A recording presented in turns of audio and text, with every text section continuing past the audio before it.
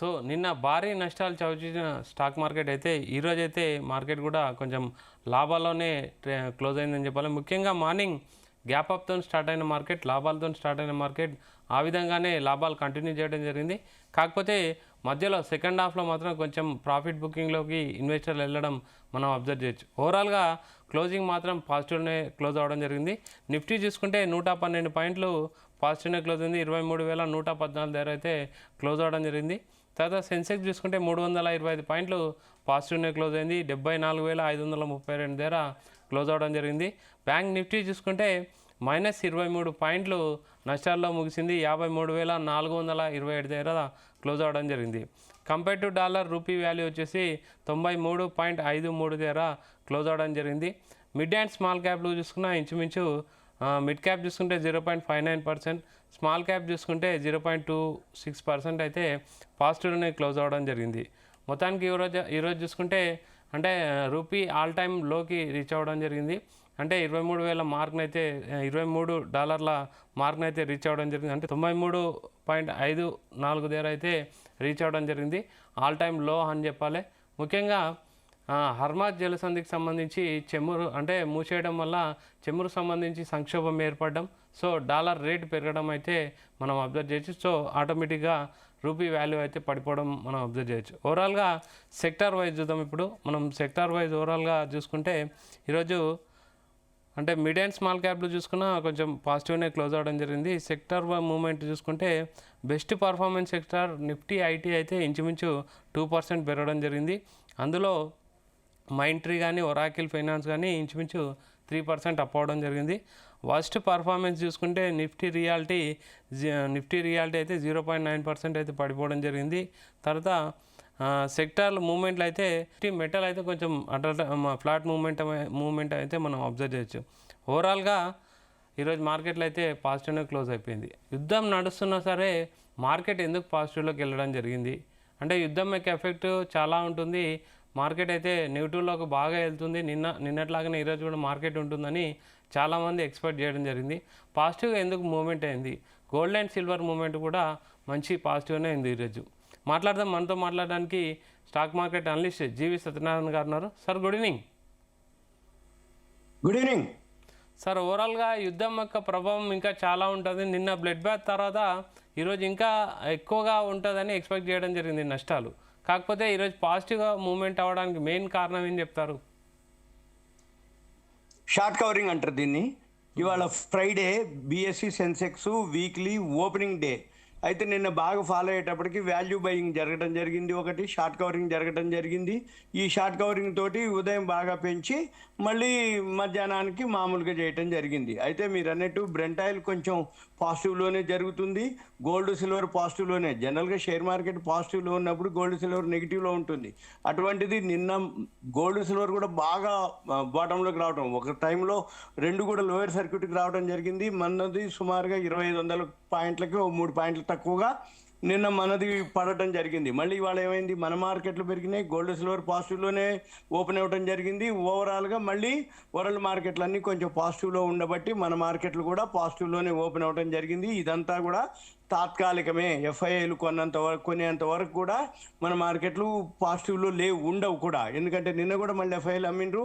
ఇప్పుడు న్యూస్ ఇంకొకటి latest news ఏంటిదంటే ఈ హర్ముజ్ జల్సంధిని అంటే ట్రంప్ దాన్ని క్లియర్ చేయడం కోసం మిత్ర దేశాలను అడగడం జరిగింది. నాటో వాళ్ళు నిన్న వాళ్ళు నో అనడం జరిగింది, ఇవాళ వాళ్ళు ఓకే అనడం జరిగింది. ఓకే అని అంటే మళ్ళీ హర్ముజ్ జల్సంధి నుంచి ఓపెన్ చేసి ఆ కర్గు ఐలాండ్ నుంచి రావాలన్నమాట. అంటే మళ్ళీ మామూలు చేద్దామనేది వాళ్ళ ఐడియా అనమాట. మళ్ళీ దీంతో పాటు ఎప్పుడైతే ఇదంతా జరుగుతూ ఉందో ఇరాన్ సైనికాధికారి ఒకతను ఆయన ఏం చెప్పిండు, ఈ ఐఆర్జీసీ ప్రతినిధి అనమాట, అతను జనరల్ అలీ మహమ్మద్ నైని అనమాట. ఆయన ఏం చెప్పిండంటే ఇవన్నీ ఏం లేదు, మేము మిమ్మల్ని సర్ప్రైజ్ చేస్తామని చెప్పేసి అనడం జరిగింది. అయితే ఆయన అన్న కొద్ది గంటల్లోనే ఆయన చనిపోయింది. ఇప్పుడు లేటెస్ట్ అనమాట, 10 నిమిషాల కిందటే ఇది లేటెస్ట్ న్యూస్. ఇది ఐఆర్జీసీ వాళ్ళు, ఇస్లామిక్ రెవల్యూషనరీ గార్డ్ కార్పొరేషన్ వాళ్ళు, కార్ప్స్ వాళ్ళు కూడా ధృవీకరించడం జరిగింది. ఎవరు, ఈ ఐఆర్జీసీ ప్రతినిధి జనరల్ అలీ మహమ్మద్ నైని మృతి చెందిండని చెప్పేసి. అయితే నైని చనిపోక ముందు ఆయన ఏం చేసిండు, ఈ ఇజ్రాయిల్ ప్రధాని బెంజమిన్ నెతన్యాహుకి తోటి ఆయన అంటే యురేనియం శుద్ధి చేయటం కానీ బాలిస్టిక్ క్షిపణులు తయారు చేసే సామర్థ్యం ఇరాన్కి లేదని నెతన్యాహు అన్నాడు నిన్న. అప్పుడు ఈయనేమన్నాడు, అదంతా ఏం లేదు, మా దగ్గర క్షిపణి పరిశ్రమ ఇప్పుడు కూడా అత్యున్నత స్థాయికి చేరుకుంది, మేము ఇజ్రాయెల్ తోటి అమెరికా తోటి యుద్ధం చేస్తాము, మేము ఉత్పత్తి కొనసాగిస్తామని చెప్పేసి మా దగ్గర చాలా నిల్వలు ఉన్నాయని, ఆయన మాకు ఎటువంటి ఆందోళన లేదని చెప్పేసి మా శత్రువులకు మేము సర్ప్రైజ్ న్యూస్ ఇస్తాము అని చెప్పేసి అని ఒక కామెంట్ చేసిండు. ఆయన అన్న కొద్దిసేపటికే యుద్ధం తీవ్రతం అవడం, నయ్యిని ఆయనని చంపేయడం జరిగింది. అది ఆయన చనిపోయిండని చెప్పేసి వాళ్ళు కూడా అనౌన్స్ చేయడం జరిగింది. ఈ డొనాల్డ్ ట్రంప్ ఏదైతే ఉందో ఇప్పుడు మళ్ళీ అంటే ఈ యుద్ధ నౌకలు అవి జరుగుతూనే ఉన్నాయి. ఇప్పుడు పర్షియన్ గల్ఫ్లోకి అమెరికా తన నౌకల్ని పంపాలంటూ ఆయన సవాలు విసిరించడం అంటే సవాలు చేసిండు అనమాట. అతను చేసిన కొద్ది గంటల్లోనే ఆయన చనిపోవడం జరిగింది. మళ్ళీ ఇప్పుడు ఏమవుతుంది, వీళ్ళే లీడింగ్లోకి ఉన్నట్టు, అంటే ఇజ్రాయెల్ అనుకోండి, అమెరికా అనుకోండి. అయితే ఇప్పుడు మళ్ళీ దీంతో వీళ్ళు క్రూడ్ ఆయిల్ సరఫరా కానీ ఏదన్నా హర్ముజ్ జల్సన్ నుంచి రాకపోకలు ఈజీగా చేసిర్రు అనుకోండి, అంటే ఇప్పుడు ఇక ఇరాన్ పెద్దగా ఏమి ఉండకపోవచ్చు. ఎందుకంటే ఎవరైతే చనిపోయినరో ఎవరికి వాళ్ళు ఎప్పటికప్పుడు చనిపోతున్నారు అనమాట. ఆటోమేటిక్ వాళ్ళకి ఎదుర్కొనే శక్తి ఉండదు అనేది వీళ్ళు అనౌన్స్ చేస్తారు. చేసి మేము యుద్ధం ఆపేస్తున్నాం అని కూడా ఒక టైంలో ట్రంప్ అనటం జరిగింది. కానీ యుద్ధం కొనసాగుతుందని చెప్పేసి అనటం, ఇప్పుడు ఒక్కొక్కరు చనిపోవటం, దీంతో మళ్ళీ మనకి రేపు ఎల్లుండి మార్కెట్లో సెలవు ఉంటుంది, శనివారం ఆదివారం. ఇక మండే మార్నింగ్ కల్లా రేపు ఎల్లుండి ఏం జరుగుతుందో దాన్ని బట్టి మన మార్కెట్లో మండే అనేది ఓపెన్ అయ్యే అవకాశాలు కనపడుతున్నాయి. ఇక ఇన్వెస్టర్లు చేయవలసింది ఏం లేదు. ఓకే, రేపు ఏప్రిల్ 1కి అంటే నెక్స్ట్ మంత్ ఎలక్షన్స్ ఉన్నాయి 5 రాష్ట్రాలు. అదొక రీజన్. అయిన తర్వాత ఇప్పుడు ఏప్రిల్ 1 నుంచి ఇథనాల్ వాడాలి అనేది, అది షుగర్ కంపెనీలకి బెనిఫిట్ అవుతుంది. మళ్ళీ ఇంకోటి ఏంటి, ఇప్పుడు లేటెస్ట్గా ఒక కొంచెం సేపటి కిందట పెట్రోల్ పెంచేసారు. ఏ పెట్రోల్ పెంచారు అంటే ప్రీమియం పెట్రోల్ ₹2.35 పెంచడం జరిగింది.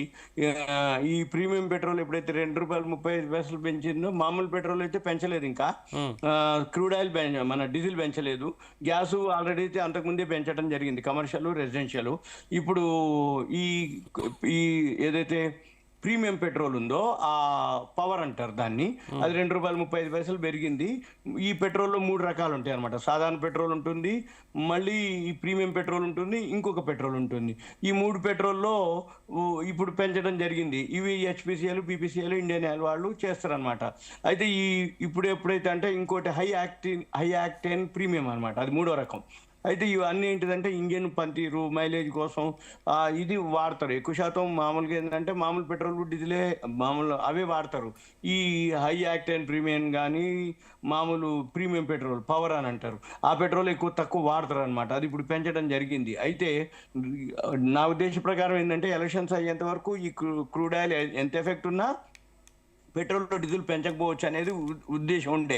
ఇప్పుడు ఇది ప్రీమియం పెట్రోల్ పెంచేటప్పటికి మామూలు పెట్రోల్ పెంచుతారా, డీజిల్ పెంచుతారా అనేది తెలియదు. ఇక అది ఎప్పుడు పెంచుతారో ఏముంటుంది అనేది ఉంటుంది అన్నట్టు ఆ న్యూస్. అయితే ఈ శని ఆదివారం ఇంకొకటి మనకి గుడ్ న్యూస్ ఏంటంటే 1 నెల వరకు టైం ఇచ్చారు. ఏది పెట్రోల్ మనం క్రూడ్ ఆయిల్ మనం రష్యా నుంచి తెచ్చుకోవడానికి ఆల్రెడీ ఇప్పుడు స్టార్ట్ అయిపోయింది. మనం 21వ రోజు అంటే రేపు శనివారానికి 3 శనివారాలు గడిచిపోతున్నాయి. అంటే ఈ శనివారాలు గడిచిపోతున్నాయి. ఇప్పటికీ ఖమేనీ చనిపోవటం, ఇప్పుడు అంతకుముందు ఒక అతను చనిపోవటం, ఇప్పుడు ఇంకొక అతను చనిపోవటం, ఎవరు ఇరాన్ వాళ్ళు. అందుకని వాళ్ళు ఎంతవరకు యుద్ధం ఎంతవరకు చేయగలరు అనేది వీళ్ళకి తెలిసిపోతుంది. దాన్ని బట్టి చెప్పండి సార్. ఇప్పుడు గోల్డ్ అండ్ సిల్వర్ ఈ రోజు అయితే ఇంచుమించు 1% పెరగడం జరిగింది. గోల్డ్ చూసుకుంటే 1,47,120 దగ్గర, సిల్వర్ చూసుకుంటే 10 గ్రాములకు 1,47,120 గోల్డ్. సిల్వర్ చూసుకుంటే 2,34,000 కేజీకి ప్రజెంట్ ట్రేడ్ అవుతుంది. అంటే ఓవరాల్గా ఈరోజు పాజిటివ్ ఉంది. నెక్స్ట్ మళ్ళీ బూమ్ వచ్చే అవకాశం కనిపిస్తున్నట్టు ఎక్స్పర్ట్స్ చాలామంది చెప్తున్నారు. ఏం చెప్తారు మీరు? లేదు ఇప్పుడు ఈ క్రూడ్ ఆయిల్ ఎఫెక్ట్ తోటే గోల్డ్ సిల్వర్ ఎఫెక్ట్ ఉంటుంది. ఇవాళ రెండు కూడా 2,000 సుమారు పెరిగినాయి. ఏది గోల్డ్ పెరిగింది, సిల్వర్ పెరిగింది. ఇవన్నీ కూడా తాత్కాలికమే. ఈ క్రూడ్ ఆయిల్ సమస్య పోయేంత వరకు ఈ గోల్డ్ సిల్వర్ అనేది ఇప్పుడు అసలు ఇక గోల్డ్ సిల్వర్ మీద పెద్ద పట్టించుకోరు. ఎందుకంటే ఇప్పుడు అంతకుముందు ట్రంప్ సుంకాలు, టారిఫ్లు అన్నప్పుడే గోల్డ్ సిల్వర్ ఎఫెక్ట్ ఉంది. కాకపోతే ఇప్పుడు గోల్డ్ సిల్వర్ కంటే కూడా నిత్యావసరాలు ఏదైతే క్రూడ్ ఆయిల్, గ్యాస్ ఉందో దాని మీదకి పోయింది మార్కెట్ అంతా ఫోకస్. అందుకని ఎప్పుడైతే ఈ ఫిబ్రవరి 28 8 నుంచి ఏదైతే ఈ క్రూడ్ ఆయిల్ ఎఫెక్ట్ వచ్చిందో, నేచురల్ గ్యాస్ ఎఫెక్ట్ వచ్చిందో, ఆటోమేటిక్గా అప్పటి నుంచి ఈ గోల్డ్ సిల్వర్ పెరిగేది లేదు, పెరిగే అవకాశాలు కూడా కనపడట్లేదు. ఇప్పుడు టెంపరీ నిన్న బాగా ఫాల్ అవడం జరిగింది, నిన్న లోయర్ సర్క్యూట్ కూడా రావడం జరిగింది గోల్డ్ సిల్వర్ ఒక టైంలో. అందుకని ఇవాళ కొంచెం 2000 అదొకటి ఎక్స్పైరీ డేట్లు ఉన్నాయి, అదొకటి నెక్స్ట్ వీక్ ఎక్స్పైరీలు దగ్గరికి వస్తున్నాయి అనమాట, అదొక రీజన్. ఇంకోటి ఏంటిది, కొంచెం క్రూడ్ ఆయిల్ తగ్గేటప్పటికి ఇది కొంచెం పాజిటివ్లో ఉండటం జరిగింది తప్ప ఇప్పట్లో గోల్డ్ సిల్వర్ విషయం ఏం లేదు. మామూలుగా ఒక రోజు పెరగడం, ఒక రోజు తగ్గడం, వరల్డ్ మార్కెట్ని బేస్ చేసుకునే ఉంటుంది తప్ప ఈ క్రూడ్ ఆయిల్ అయిపోవాలి అంటే ఈ ఇష్యూ అయిపోవాలి. ఈ క్రూడ్ ఆయిల్ ఇష్యూ అయిపోయేది ఏంటిదంటే ఇరాన్ ఇష్యూ. ఈ ఇరాన్ అమెరికా వారి ఇష్యూ అయిపోయినా కూడా మళ్ళీ ఏమంటుండే అతను, క్యూబా అంటుండే ఎవరు, ట్రంప్. అంటే మళ్ళీ క్యూబా మీద ఏం జరుగుతుందో ఎప్పుడు జరుగుతుందో తెలియదు, కానీ మధ్యలో మాత్రం ఒక ఉపశమనం అయితే ఉండే అవకాశాలు కనపడుతున్నాయి. ఎందుకంటే ఇప్పుడు ఇరాన్ ఎవరైతే చనిపోతున్నారో, ఒక్కొక్కరు చనిపోతే ఇంకా వాళ్ళకి ఎదుర్కొనే శక్తి ఉండదని చెప్పేసి ఆటోమేటిక్గా వీళ్ళు డ్రాప్ అయిపోవటం జరుగుతుంది. ఆటోమేటిక్గా అప్పుడు ఆ క్రూడ్ ఆయిల్ ఏమవుతుంది, ఈ హర్ముజ్ జలసంధి నుంచి కనుక రాకపోకలు కనుక మామూలు అయిపోయి, ఆ కర్గ్ ఐలాండ్ నుంచి మామూలు అయిపోయినాయి అనుకోండి, ఆటోమేటిక్గా ఆ బ్రెంట్ ఆయిల్ ఇప్పుడు $108 ఉంది. ఇప్పుడు కొంచెం మైనస్లోకి వెళ్ళిపోయింది, పొద్దున్న నుంచి ఇప్పుడు కొంచెం పాజిటివ్లో ఉండే, అది కూడా ఇప్పుడు కొంచెం మైనస్లోకి వెళ్ళిపోయింది. అందుకని ఏమవుతుంది, ఇప్పుడు నైట్ వచ్చే టైం కల్లా ఇక ఎంతవరకు ఏమవుతుంది అనేది మనం చూడాలి. అంటే $3 పడ్డది పైనుంచి, ఉదయం $111 ఉండే, ఇప్పుడు $108 కొంచెం మైనస్లోకి వెళ్తుంది. అయితే ఈ క్రూడ్ ఆయిల్ సద్దుమణిగితే అప్పుడు మళ్ళీ మన మార్కెట్లు కానీ ఈ ఆ క్యూబా ఇష్యూ కానీ ఇవన్నీ జరిగితే తప్ప ఈ గోల్డ్ సిల్వర్ ఎవరైతే ట్రేడింగ్ చేసుకుంటారో వాళ్ళు పెద్దగా ఇక ఏం చేయక్కర్లేదు, మామూలుగా ఇన్వెస్ట్ చేసి ఊకోవాలి, వెయిట్ చేయాల్సిందే. ఓకే సార్, ఇప్పుడు అంటే మెయిన్ మనం ఇప్పుడు మాట్లాడుకోవాల్సింది మండే మార్కెట్ ఎలా ఉండొచ్చు, అంటే యుద్ధ ప్రభావాలు తగ్గుతుండొచ్చా లేకపోతే పెరుగుతాయా, ఇంకా మీరు అన్నట్టు చెమురు ఇంకా పెరిగే అవకాశం ఉందా? మెయిన్ మండే మార్కెట్ సిగ్నల్స్ ఎలా ఉండొచ్చు సార్? మండే మార్నింగ్కి మనం ఇట్లా ఎప్పుడు చెప్పలేము, ఎందుకంటే రేపు ఎల్లుండి సెలవు. మండే మార్నింగ్ లోపల ట్రంప్ కానీ ఇరాన్ కానీ ఈ ఇజ్రాయెల్ ఏవైతే వార్లు ఈ ఇష్యూని బట్టే మండే మార్నింగు ఇవాళ నైట్ అమెరికా మార్కెట్లు ఎలా క్లోజ్ అవుతాయి, మండే మార్నింగు ఈ ఏషియన్ మార్కెట్లు ఎలా ఓపెన్ అవుతాయి అనే దాన్ని బట్టే మన మార్కెట్లు ఉంటాయి. కాకపోతే ఏంటంటే మన మార్కెట్లు న్యూట్రల్ డే. మండే ఏమవుతుందంటే ఎన్ఎస్సి బిఎస్సి కూడా ఎక్స్పైరీ లేవు, మళ్ళీ మంగళవారం ఎక్స్పైరీ ఉంది, ఏది నిఫ్టీ. అందుకని మండే పెద్దగా ఏమి ఉండదు, సైడ్ వేస్ అంటాం. సైడ్ వేస్ అంటే న్యూట్రల్గా ఉండటం కానీ ఫ్లాట్గా ఉండటం కానీ జరిగే అవకాశాలే కనపడుతున్నాయి. ఎందుకంటే ఇవాళ ఉదయం గ్యాప్ అప్ తోటి ఓపెన్ అయింది, మధ్యాహ్నానికి పోయింది. కానీ ఇప్పుడు లేటెస్ట్ న్యూస్ ఏంది, మార్కెట్ అయిపోయిన తర్వాత ఇరాన్ ఏదైతే ఉందో, అంటే ఇరాన్ అతను చనిపోయింది కాబట్టి మరి మార్కెట్ పాజిటివ్ తీసుకుంది అనుకో, మండే మార్నింగ్ పాజిటివ్లోనే ఓపెన్ అయ్యే అవకాశాలు కనపడుతున్నాయి. ఓకే, అంటే ఓవరాల్గా ప్రజెంట్ అయితే మండే రోజు అంటే ఈరోజు సాటర్డే అండ్ సండే రోజు యుద్ధం ఏ విధంగా ప్రభావం ఉంటుంది, క్యూబా కానీ ఆ చెమురు కానీ వాటిని బట్టే మండే మార్కెట్ ఉంటుందని చెప్తున్నారు. కరెక్ట్ సార్, ఇంకా గోల్డ్ అండ్ సిల్వర్ గురించి ఫైనల్గా ఏం చెప్తారు? ఈటీఎఫ్లు కూడా ఈరోజు బాగా వెయిట్ చేయటం హోల్డ్ చేయటం తప్ప ఏం లేదు. ఎందుకంటే ఇంకా ఎవరైనా చేయదలుచుకుంటారు ఏమన్నా అంటే బాటంకి వచ్చినప్పుడు నిన్న లోయర్ సర్క్యూట్కి వచ్చింది, ఇవాళ మళ్ళీ పాజిటివ్లోకి పోయింది.